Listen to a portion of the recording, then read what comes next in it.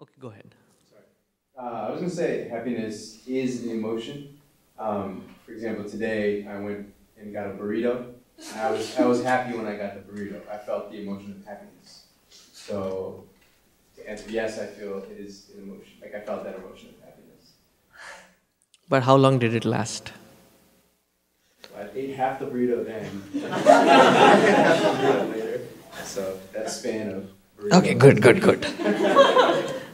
Now we are getting somewhere. Good. So this is called Burrito Upaniṣad. We'll get to the essence of happiness through burrito. That's how you have to pronounce it, I was told. I'm learning my languages. How many burritos can you eat? And you say you're happy, right? Let's go scientific about it.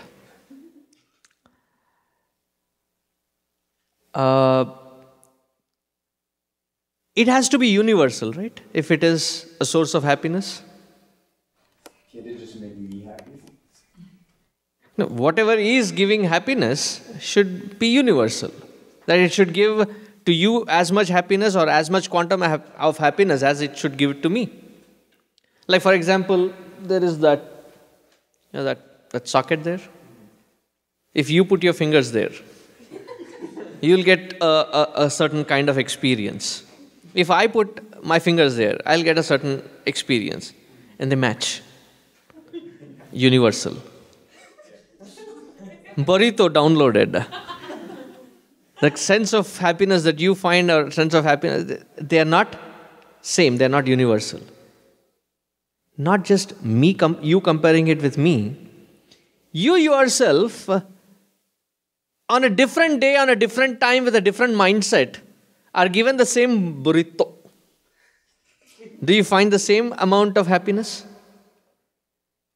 Now say you're in what, third year, fourth year, and what are you aiming for? Medicine, medical college. You applied for XYZ different kinds of med schools, and you have your priority list. Top one, that's where I want to get into. Right?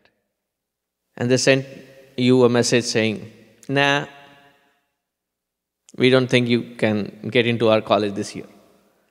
And then somebody gives you your favorite burrito.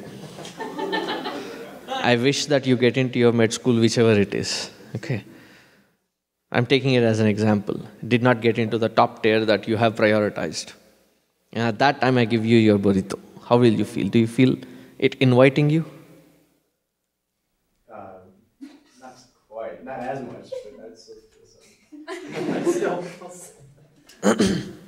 So if it is something in the burrito, it should give you. I'm just using it so that you can reapply it in different fields. I'm glad that he brought about this point. And it can be your chocolates, it can be your candies, it can be your whatever. Right? When your mindset is not ready and you are given that, it doesn't give you the same kind of happiness. Okay. The third one, it's not universal. And for yourself, when your mind is swinging into different emotions, when that experience is given, you don't feel same elation of, wow, burrito, oh. No, okay, burrito, fine. And you said you can eat one burrito, right? It's a challenge. Or they have such challenges, right? They eat, I don't know what kind of. When I was in my college, the first year that I was in, we had a competition and with bananas. People would eat bananas, and that was a competition. And I was ranked second.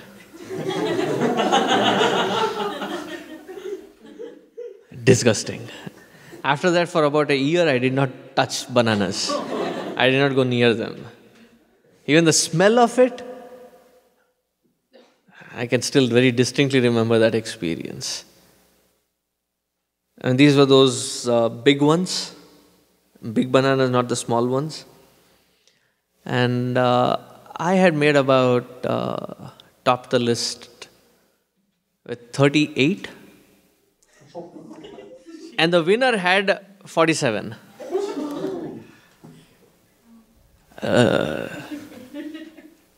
So how many burritos can you? One, maybe if I'm really hungry, one. No, it's a competition now. You and me. Are we talking veggie burritos with everything, or just cheese and beans? I have 1, 2, 3, 3, 3, please.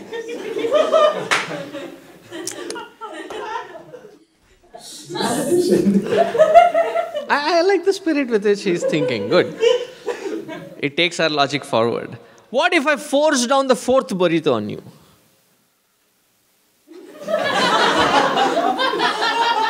You don't want me in front of you, right? It'll be disgusting to look at it. If it is in that burrito, n amounts of experience of interaction with it, should it not yield the same amount of joy, happiness, or whatever you're calling? But what is the experience? That it is law of diminishing returns. That the more you indulge in it, the more it seems it's diminishing. It's dwindling. So it's definitely not in the burrito. Or for that matter, anything that you interact with or indulge in.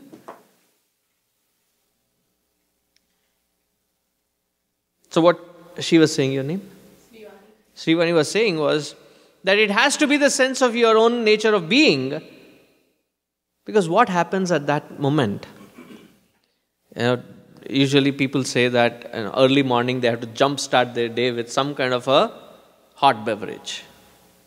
What's yours? Coffee. So early morning you get up. And I love coffee myself. I've given up coffee. I just love the aroma, the taste of it, the smell of it, everything of it, man.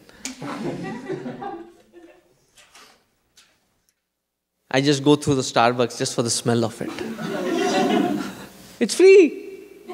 Just go through in and come out.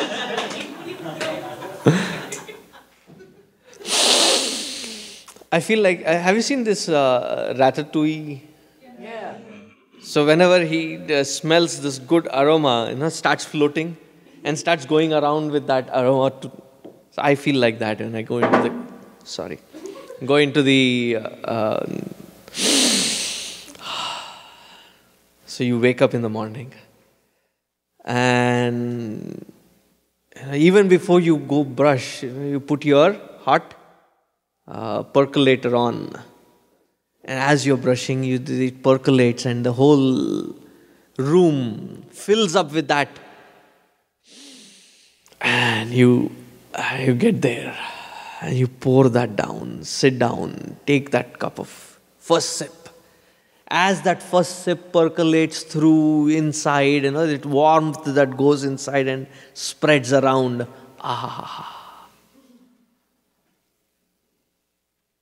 Imagining all this, you woke up one day, got into the kitchen area, only to find that the coffee bag where you have your powder in is empty. You are like, fine. There'll be something downstairs, and you have Starbucks at every corner nowadays, or what do you have on campus? Starbucks? Okay. I don't know. There are some people who are so vehemently against corporate way. It doesn't matter. So if it was a local hole in the wall kind of a thing, and they serve you coffee, and you go there,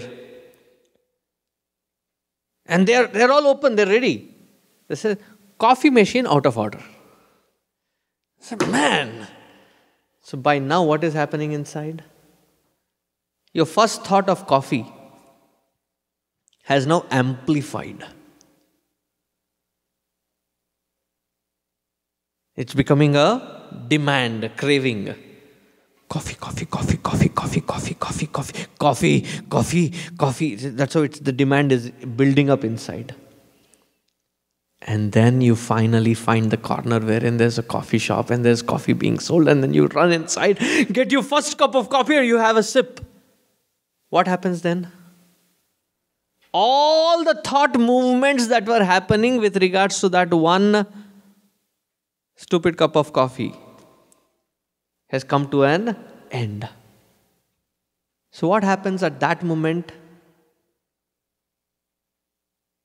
When the thought agitations are subsiding,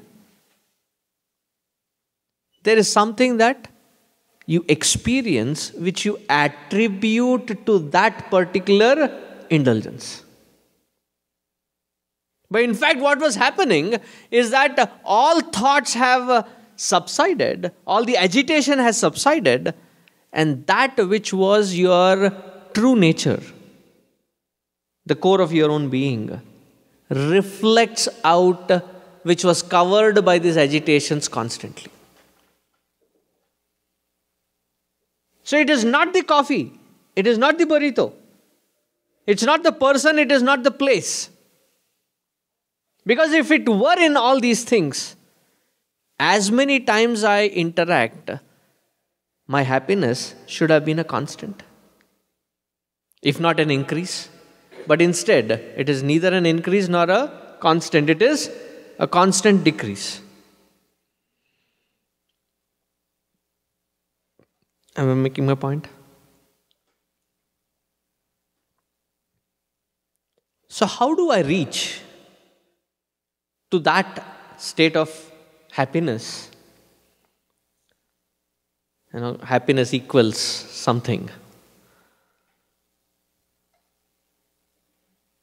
From whether I am indulging in a burrito or in a lab or whatever I am doing, I am constantly in that in a blissful state. And wherever I am 100% present, available, giving my best to that situation. How do I reach there?